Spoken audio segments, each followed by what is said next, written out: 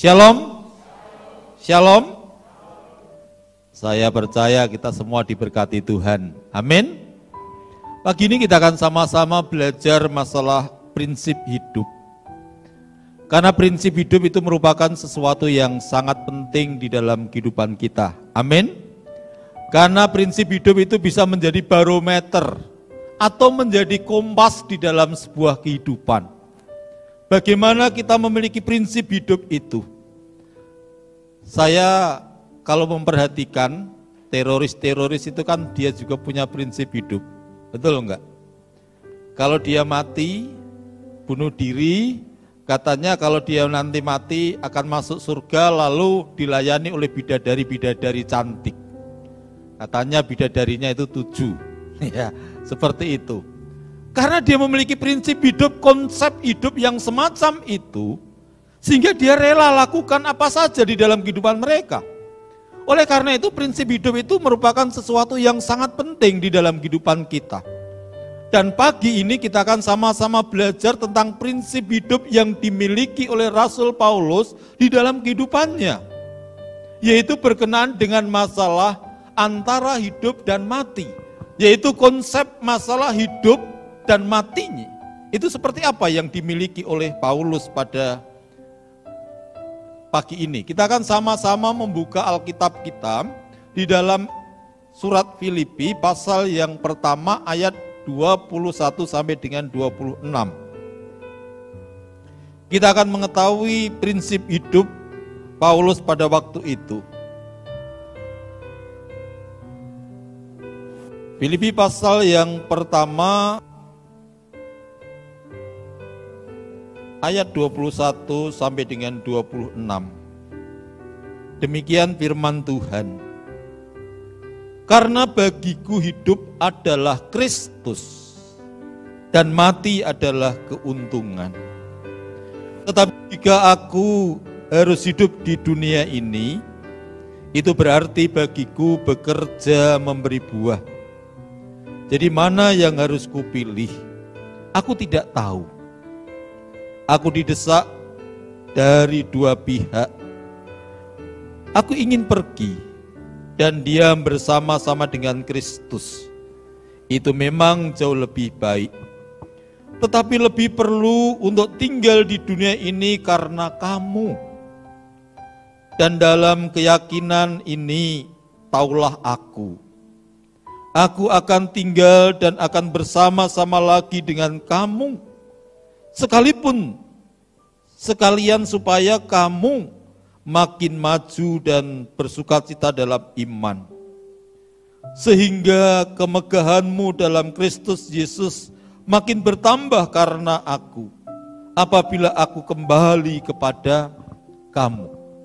Bapak Ibu yang dikasihi Tuhan, kalau kita melihat latar belakang surat ini ditulis oleh Rasul Paulus, bagaimana di dalam kehidupan Rasul Paulus sebenarnya mengalami ancaman kematian di dalam hidupnya. Secara manusiawi sebenarnya Paulus gak punya kesempatan untuk hidup lagi. Tetapi kalau kita perhatikan bagaimana Paulus memiliki prinsip hidup di dalam kehidupannya pada waktu itu, dan itu yang akan kita pelajari bersama-sama. Kenapa Rasul Paulus memiliki prinsip hidup atau konsep hidup yang luar biasa di dalam hidupnya?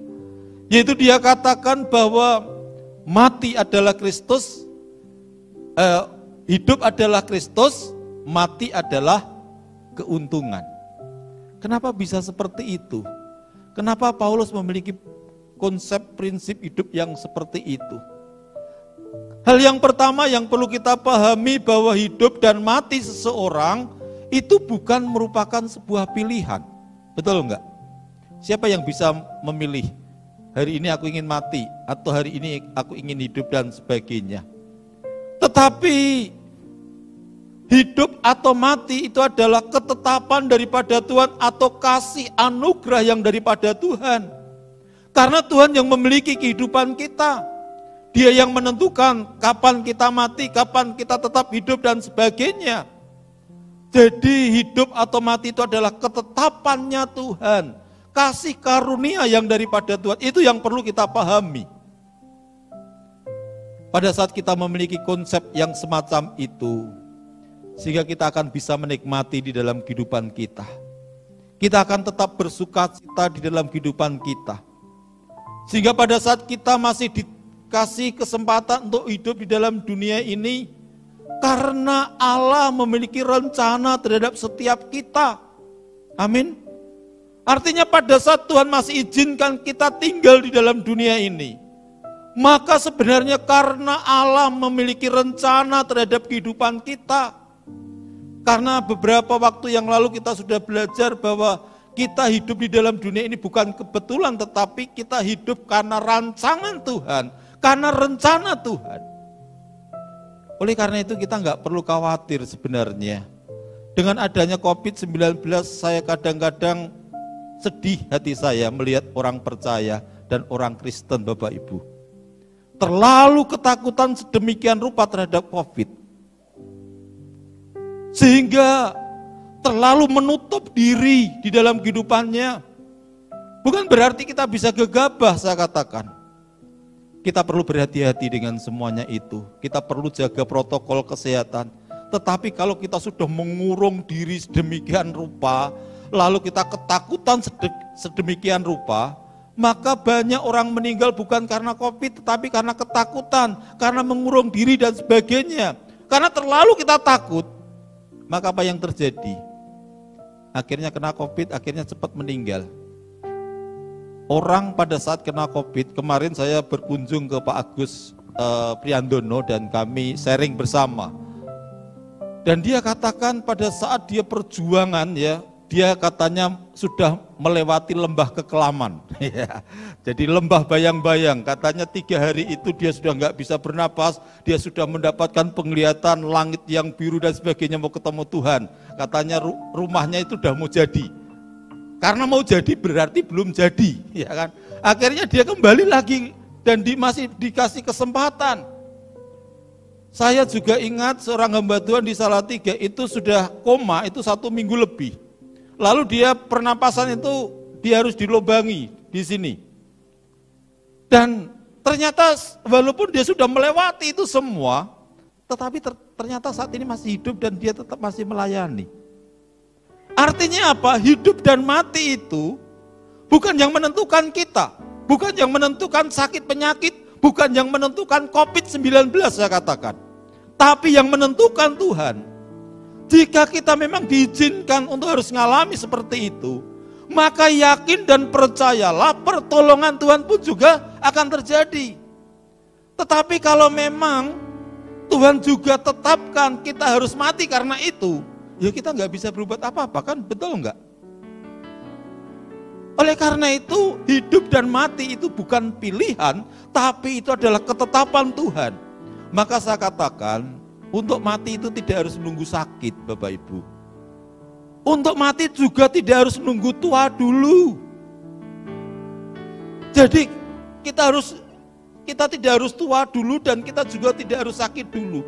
Tapi kalau memang Tuhan izinkan, hari Selasa yang lalu kami harus melayani pemakaman bayi yang usianya berapa? 3 hari.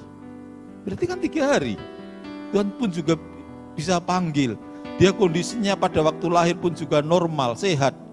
Tetapi Tuhan hanya izinkan 3 hari. Kenapa? Ya karena Tuhan yang memiliki kehidupan. Tuhan yang memiliki rencana atas kehidupannya. Oleh karena itu pada saat kita masih ada pun juga karena Tuhan yang memiliki rencana atas kehidupan kita. Dan pada saat kita memahami akan hal itu, kita nggak perlu takut dengan semuanya.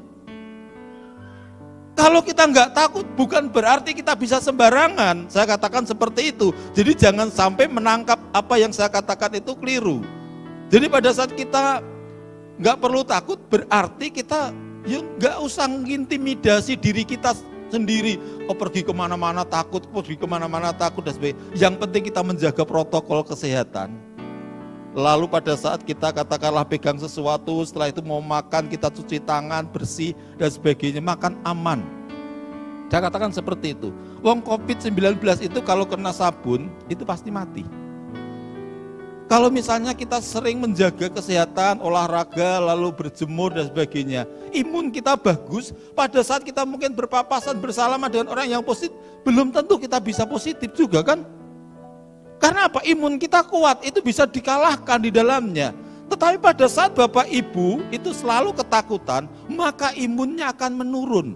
Dan pada saat imunnya itu menurun, maka berpapasan kena COVID sedikit, maka Bapak Ibu bisa kalah. Maka prinsip hidup itu penting. Bapak Ibu menganggap virus corona itu sesuatu yang menakutkan lebih daripada Tuhan, ataukah Tuhan itu lebih daripada virus corona? Prinsip hidup itu penting. Maka kenapa Paulus katakan hidup adalah Kristus, mati adalah keuntungan? Karena segala sesuatu itu Tuhan yang memiliki rencana, Tuhan yang memiliki tujuan. Maka Paulus katakan hidup itu adalah bagi Kristus. Jika kita masih dikasih kesempatan untuk hidup, marilah kita hidup berfokus kepada Tuhan. Pada saat kita dipanggil, anggaplah itu sebuah keuntungan. Kenapa Paulus memiliki konsep yang semacam ini? Kenapa Paulus katakan karena bagiku adalah Kristus, bagiku hidup adalah Kristus dan mati adalah keuntungan. Kenapa Paulus memiliki prinsip hidup yang semacam ini? Mengapa Paulus menganggap kematian adalah keuntungan? Karena Paulus memiliki pemahaman bahwa kematian itu ternyata akhir dari penderitaan, Bapak Ibu. Kematian itu juga adalah akhir dari kesulitan, kesusahan, akhir dari segala kesedihan dan ketidaknyamanan di dalam dunia ini. Saya katakan setiap orang di dalam dunia ini sebenarnya merasa nggak nyaman. Orang yang miskin pun juga hidupnya nggak nyaman. Dia pada saat lihat orang jual bakso karena nggak punya duit, akhirnya tersiksa dirinya, ya enggak? Aku jadi pengen makan bakso tapi rande duit. Orang yang punya duit banyak, belum tentu juga hidupnya akan aman, Bapak Ibu. Dia selalu ketakutan gimana menaruh uangnya. Kalau ditaruh di bank nanti seperti yang siapa itu beberapa bulan yang lalu itu yang memiliki beberapa puluh triliun miliar, lalu ternyata pada waktu dimasukkan di deposito nggak bisa diambil. Stres, Bapak Ibu. Jadi sebenarnya pada waktu kita di dalam dunia ini penuh dengan penderitaan, penuh dengan kesusahan, penuh dengan kesedihan. Benar enggak? Benar, Bapak Ibu. Saya juga merasakan sendiri ya. Pada saat saya katakanlah ngasih tahu anak saya untuk belajar sungguh-sungguh dan sebagainya, pada saat enggak didengarkan dan enggak ngikuti. Kira-kira sedih enggak? Tersiksa enggak? Menderita enggak? Menderita. Anak-anak yang semaunya gue dan sebagainya, coba sharing sama orang tuanya, menderita enggak menghadapi dia gitu ya. Dan anak-anak pun juga seringkali menderita juga karena ulah orang tua, Bapak Ibu. Sehingga semuanya saya katakan di dalam dunia ini penuh dengan penderitaan, penuh dengan kesusahan, penuh dengan kesedihan. Betul enggak? Pada saat kita lihat anak kita membayar sekolah enggak bisa, lalu kita pun juga merasa sedih, oh iya kenapa aku orang miskin, sehingga saya enggak bisa membayar anak saya sekolah dan sebagainya, enggak bisa nguliahkan, enggak bisa ini dan enggak bisa itu dan sebagainya. Semuanya membuat kita menderita. Tetapi kematian itu mengakhiri semuanya. Maka tadi pagi saya katakan, memang benar. Kita bisa masuk surga itu ya. Nanti kalau di surga kan nggak mungkin kita bayar listrik, kita mikir anak sekolah, ya kan? Betul nggak? Orang tua itu yang mungkin agak gaptek, itu stresnya tingkat tinggi saat ini. Karena apa? Harus membimbing anak-anaknya sekolah secara online, ya. Pakai Google Meet dan sebagainya, nanti harus kirim tugas, kirim apa, mungkin ini pakai ini, baru menguasai Google Meet harus dirubah. Saya sendiri mengikuti sekolah itu stres, Bapak Ibu. Dulu pakai Zoom, setelah itu diganti Microsoft Time ya, baru menguasai, nanti akan dirubah lagi dan sebagainya. Guru-gurunya yang baru menguasai itu juga pada stres. Absennya juga nggak bisa secara langsung, tetapi secara online juga. Kalau dia nggak absen, itu dipotong gajinya. Ya, jadi pada stres Bapak Ibu. Oleh karena itu hidup di dalam dunia ini nggak nyaman, penuh penderitaan. Ya, yang masih anak-anak muda, katakanlah yang mau menikah pun juga penuh dengan kesulitan. Tanya aja nanti Mbak Rakel sama Mas Anto ya yang menikah, harus menyiapkan surat-surat ini, harus menyiapkan nanti apa ini konsumsinya macam-macam, undangan dan sebagainya. Apalagi di masa Covid ini nggak boleh mengundang banyak-banyak, iya kan? Akhirnya banyak orang stres. Tetapi pada saat kita dipanggil Tuhan, maka itu diakhiri semuanya. Dan selain itu, pada saat orang meninggal atau dipanggil Tuhan, kenapa Paulus katakan itu sebagai keuntungan? Karena kematian itu adalah awal dari kehidupan kekal. Kematian itu juga adalah awal dari hidup di dalam kerajaan surga. Dan kematian itu adalah awal hidup bersama dengan Tuhan. Dan kematian juga adalah awal kebahagiaan yang sejati. Karena di sana nggak ada kesulitan, di sana nggak ada kesusahan, di sana nggak ada penderitaan, di sana nggak ada kesedihan, Bapak Ibu. Oleh karena itu Paulus menganggap bahwa kematian itu adalah sebuah keuntungan. Karena apa yang dinantikannya, apa yang dirindukannya, apa yang dijanjikan Tuhan, dia dapatkan pada saat Tuhan memanggilnya. Maka jawaban anak sekolah minggu terhadap guru sekolah minggu yang bertanya, anak-anak, kalau ibu guru melakukan sesuatu yang baik, kira-kira bisa masuk surga tidak? Lalu sang anak katakan, tidak. Kalau misalnya bu guru sungguh-sungguh percaya kepada Kristus dan melakukan dan taat mengikuti ajaran Tuhan Yesus, kira-kira bisa masuk surga enggak? Sang anak-anak katakan, tidak. Bu gurunya bingung. Saya melakukan yang baik, percaya pada Kristus, dan saya juga enggak bisa masuk surga. Lalu bu gurunya ini bertanya, kira-kira gimana bu guru bisa masuk surga kira-kira menurut anak-anak? Lalu anak-anak katakan, bu guru harus mati dulu baru bisa masuk surga. Benar enggak Bapak Ibu? Kita melakukan perbuatan baik enggak bisa masuk surga. Kalau kita enggak mati kan, berarti mati itu adalah keuntungan karena kita bisa masuk surga yang kita nantikan. Inilah konsep, inilah prinsip hidup yang dimiliki oleh Paulus di dalam kehidupannya. Karena Tuhan memberikan jaminan di dalam hidupnya. Maka seperti dikatakan di dalam Yohanes pasal yang ketiga ayat 36 dikatakan dengan jelas, barang siapa percaya kepada anak, ia beroleh hidup yang kekal. Inilah jaminan yang diberikan, yang dijanjikan oleh Tuhan bagi setiap orang-orang yang percaya, maka dia mendapatkan jaminan kehidupan kekal di dalam Tuhan. Maka kematian di dalam Tuhan bukan bencana, tetapi itu adalah kemuliaan, itu adalah berkat Bapak Ibu. Daripada menunggu lama-lama, ya bukan berarti kita boleh bunuh diri atau katakanlah merencanakan kematian kita, nggak bisa juga. Karena yang punya kehidupan itu adalah Tuhan. Kalau mau bunuh diri bisa mati nggak masalah. Kalau kejet-kejet tok, Bapak Ibu bisa rasakan nggak? Wah badannya disilati semua. Nek iso mati sih orang rasa kayak kan, betul nggak? Ternyata setengah mati. Jadi Bapak Ibu masih hidup, tetapi sengsara hidupnya. Ya kan? Jadi nggak usah macam-macam, ngikuti rencana Tuhan, alurnya Tuhan saja Bapak Ibu. Jadi kalau gitu wah lebih baik biar cepat masuk surga, bunuh diri saja Pak. Ya nggak bisa. Nanti saya di tengah jalan gitu ya, di tengah jalan biar ditabrak mobil. Lah kalau ditabrak mobil langsung mati sih nggak masalah kan? Ternyata sengkleh sikile loro-lorone saiki. Menyesal nggak? Kok aku iso mati malah urip koyo ngene dan sebagainya, malah penyesalan hidup terus. Oleh karena itu mari kita pahami prinsip hidup yang luar biasa yang dimiliki oleh Paulus. Kenapa hidupnya tenang walaupun dia menderita secara manusiawi?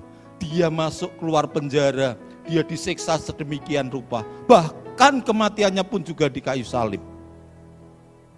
Paulus pun juga disalib matinya. Tetapi dia tenang. dia tetap bersuka cita. Karena apa? Dia memiliki prinsip hidup yang luar biasa. Kematian itu adalah berkat, itu adalah keuntungan. Oleh karena itu Mazmur pasal 116 katakan dengan jelas, berharga di mata Tuhan kematian semua orang yang dikasihinya. Bapak Ibu kan dikasihi Tuhan, ya enggak?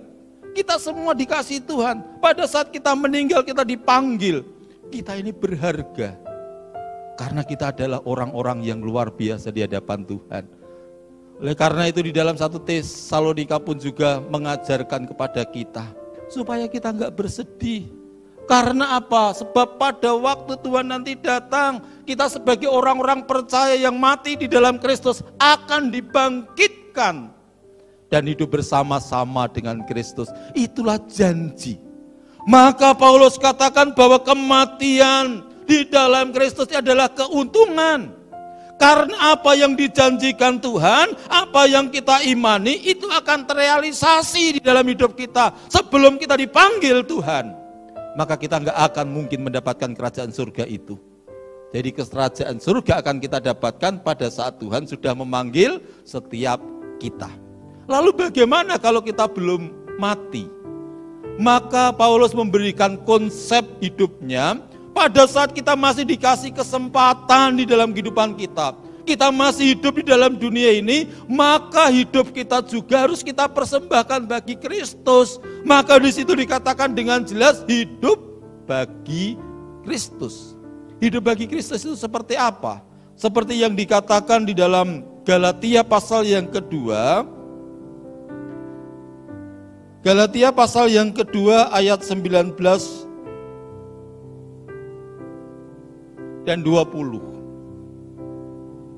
Paulus katakan, sebab aku telah mati oleh hukum Taurat, untuk hukum Taurat, supaya aku hidup untuk Allah. Aku telah disalibkan dengan Kristus. Namun aku hidup, tetapi bukan lagi aku sendiri yang hidup, melainkan Kristus yang hidup di dalam aku. Dan hidupku yang kuhidupi sekarang di dalam daging adalah hidup oleh iman dalam Anak Allah yang telah mengasihi aku dan menyerahkan dirinya untuk aku.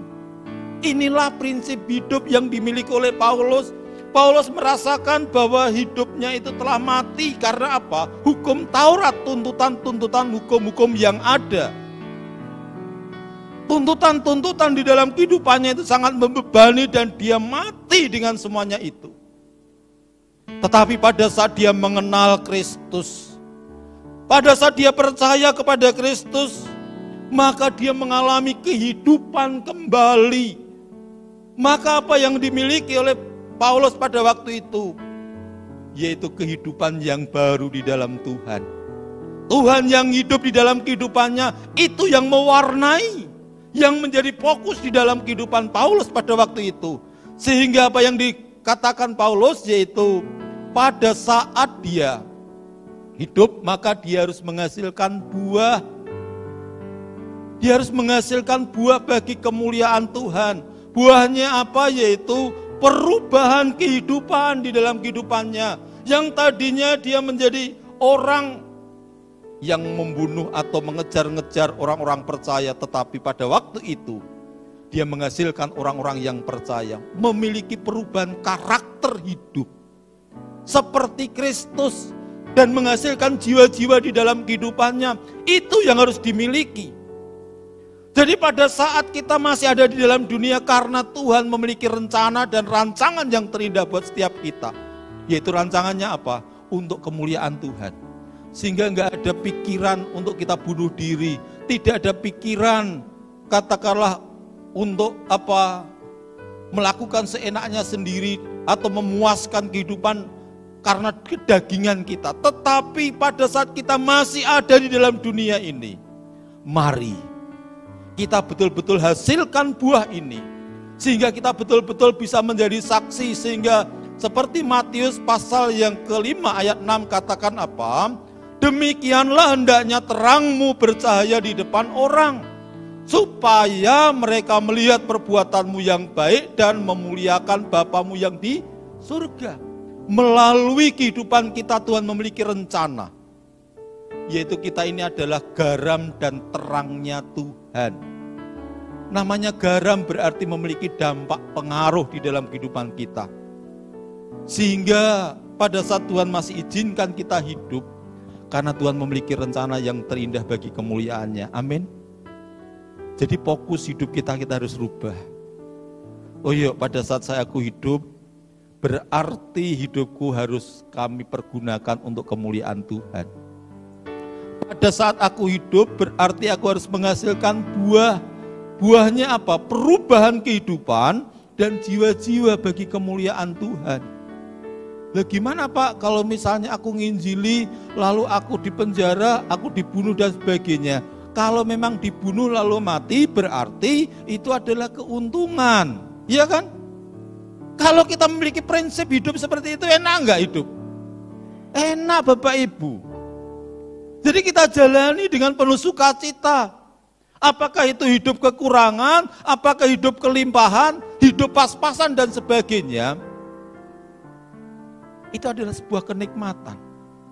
Tetapi bagaimana kita pada saat masih dikasih kesempatan untuk bisa menjadi berkat. Saya sangat senang dengan tim sahabat yang dilakukan saat ini kan kita mengadakan yaitu Selasa Berkat.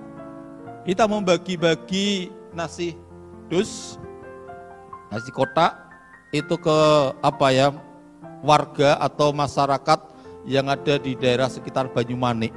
Itu mungkin tukang parkir, itu mungkin pemulung, mungkin tukang sampah dan sebagainya. Itu dari mana uangnya? Yaitu dari orang-orang yang memang tergerak, dari jemaat-jemaat yang tergerak. Mungkin ada, oh iya aku punya uang 100, mungkin bisa dititipkan dan koordinatornya adalah Pak Supra. Jadi kalau aku ternyata hanya punya uang 50.000, ya enggak masalah, titipkan saja. Nanti kalau itu kumpulkan, setiap Selasa kita ini membagi nasi dus itu 100 bungkus, 100 dus. Kurang lebih yang kita perlukan itu sekitar 600 sampai 700 ribu ya. Sekali kita, dan tukang masaknya itu kita enggak bayar Bapak Ibu, dia juga udah berjerih lelah. Karena apa? Dia memiliki prinsip. Selama aku masih hidup, masih Tuhan memberikan kehidupan di dalam kehidupanku, aku pengen menjadi berkat, sekalipun itu kecil. Sekalipun itu mungkin gak luar biasa. Tetapi mari kita lakukan hal yang terkecil, kecil-kecil dan kecil-kecil, nanti itu akan menjadi luar biasa di dalamnya.